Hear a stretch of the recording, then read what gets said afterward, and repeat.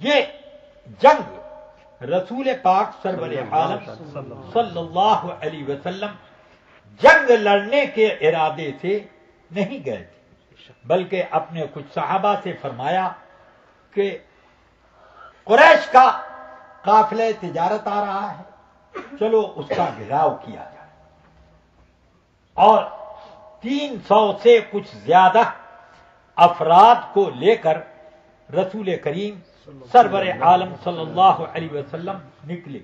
نہ کسی جہاد کا پلان تھا، نہ کسی غزوے کا پلان تھا، نہ کسی جنگ اور لڑائی کا پلان تھا، صرف پلان یہ تھا کہ چونکہ یہ لوگ مال لے آتے ہیں اور اسی مال کے واسطے سے ہمارے اوپر چڑھائیاں اور سختیاں کرتے ہیں، لہذا ان کے مال پر روک ڈالو۔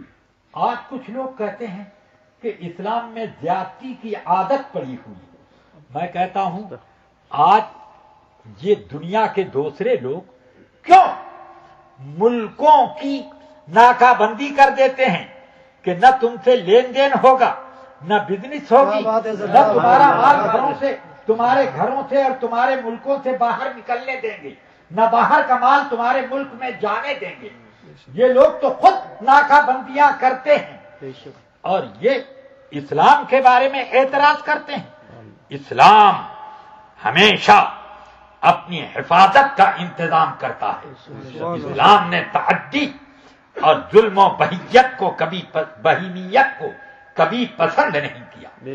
ان کی طاقت جو جنگ کی تھی اس کو کمزور کرنے کے لیے میرے آقا صلی اللہ علیہ وسلم نے یہ پلان بنایا۔ سبحان اللہ۔ اگر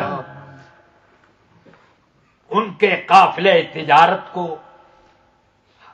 ہوا لگ گئی، یہ پتا چل گیا کہ رسول پاک صلی اللہ علیہ وسلم فلاں راستے پر اپنا لشکر لے کر موجود ہیں اور ہمارا گھیراؤ کریں گے، فوراً انہوں نے اپنا راستہ دور ہی سے بدل دیا اور ادھر خبر بھی کر دی مکے میں کہ چلو، مکے میں خبر کر دی کہ ہم لوگ اب گھیراؤ کے نشانے پر آ گئے ہیں، مدد کے لیے چلو۔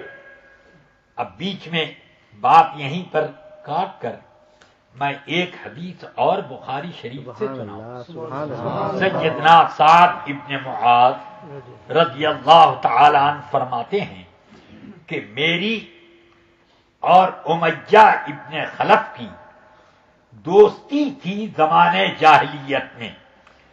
جب وہ مدینے آتا تو میرے یہاں مہمان بنتا تھا، اور جب میں مکے جاتا تو اس کے یہاں مہمان بنتا تھا۔ جب رسول اکرم صلی اللہ علیہ وسلم ہجرت کر کے تشریف لے آئے مدینہ طیبہ تو میں نے ایک مرتبہ عمرے کا پلان بنایا اور میں اکیلا مکہ معظمہ پہنچ گیا اور امیہ ابن خلف کے یہاں مہمان بن گیا۔ امیہ سے میں نے کہا انظر لی ساعۃ خلوۃ لعلی اطوف البیت، اے امیہ میرے لیے کوئی تنہائی کا ٹائم تلاش کر لو کہ اسی ٹائم جا کر میں خانہ کعبہ کا طواف کر لوں، عمرہ میرا ادا ہو، ایسا وقت تلاش کرو۔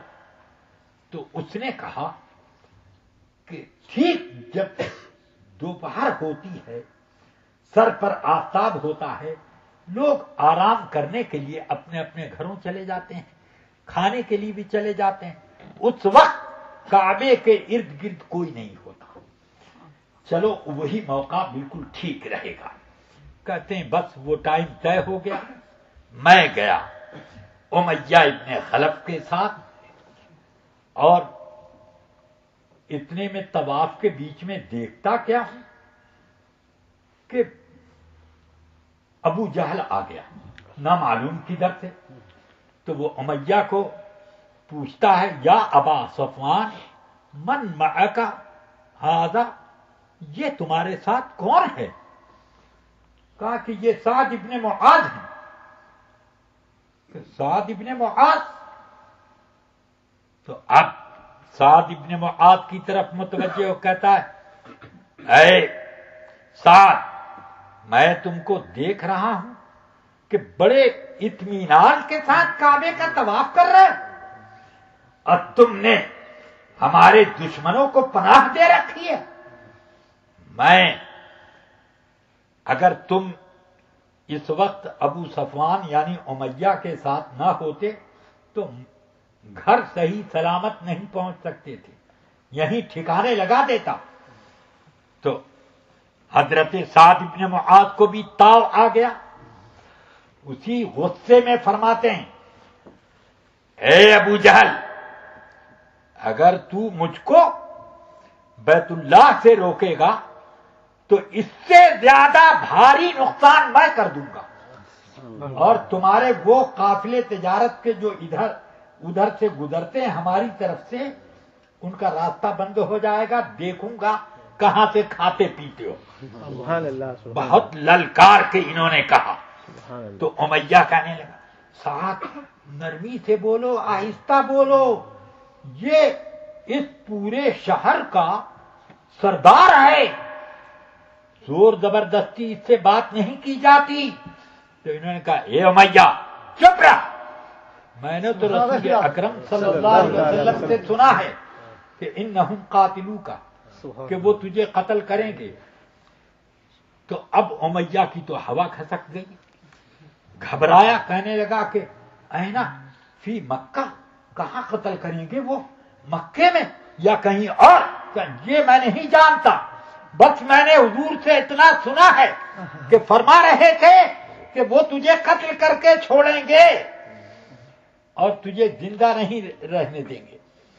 تو اب وہ بڑا گھبرایا اور آیا اپنے گھر، آ کر اپنی بیوی سے کہتا ہے ارے سنا نہیں وہ یثرب کا میرا دوست کیا کہتا ہے؟ وہ کہہ رہا تھا کہ محمد نے کہا ہے کہ یہ لوگ مجھے قتل کریں گے. اب میں قسم کھاتا ہوں کہ اب میں مکے سے باہر نہیں نکلوں گا ورنہ ضرور قتل کر دیں گے. اب واقعہ جنگ بدر کا موقع آ گیا اور یہ ابو جہل نے اعلان کیا اے لوگو چلو اپنے قافلے تجارت کو بچانے کے لیے تیاری کرو، سب لوگوں کو مکہ چھوڑ کر اپنے قافلے تجارت کی حفاظت کرنی ہے. امیہ چپ چاپ گھر میں بیٹھا رہا، یہ بھی سردار تھا مکے کا.